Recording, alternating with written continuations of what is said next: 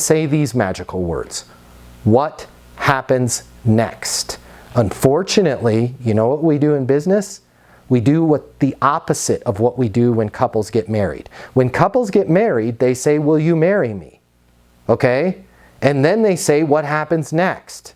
Which is the correct way to do it. Would you like to marry me? Yes, babe, I love you. Perfect. Should we elope or have a wedding here? My father will shoot me in the face if we don't have a wedding here. Hey, don't want that to happen. Love the way you look. How many people should we have at the wedding? I'm thinking about 70. Works for me.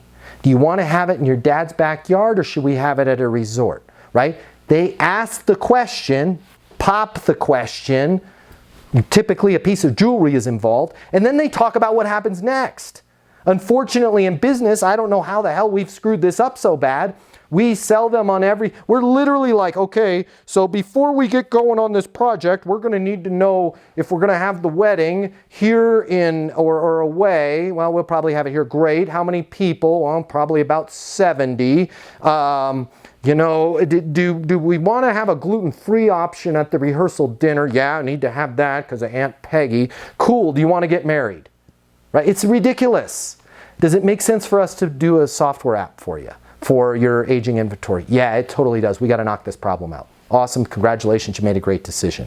What happens next is we need to get together with your group and with your purchasing department. There's some inputs that I need to know on our side. Don't worry. No matter what the answers are, we'll find it out. But I can't give you the final price until I know all of the inputs that we're dealing with and the number of reports. Easiest way to do that is a 20-minute call where we can go through purchasing. I'm going to send you an invite for Tuesday at 10:30 next week. If that time works, simply accept the invite, send it over to your purchasing department. If not, feel free to suggest another time. Fair enough?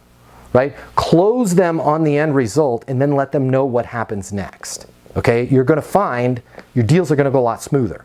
You're going to find that you're not having to sell them on every step. Because once somebody agrees to marry you, everything else falls into place. Whether you get what you want or you don't get what you want, something happens, it's raining, we need tents, we forgot the gluten-free dinner for Aunt Susie, whatever it is, you're still getting married, right? Unfortunately, what we're doing is we think that the correct way to sell something is to sell them every step of the way, and the final question is, do you want to sign the contract?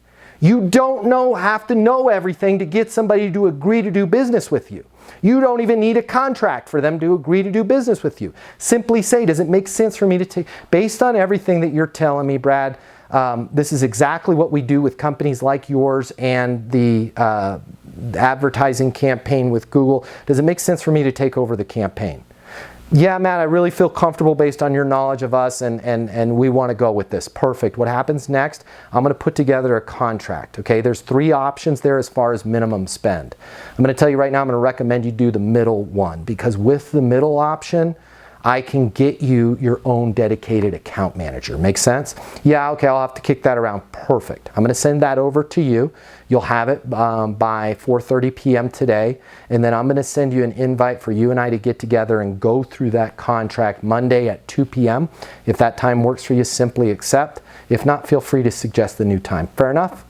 But now they've agreed to work with you. Now we're just filling out what? We're filling out what happens next. Okay?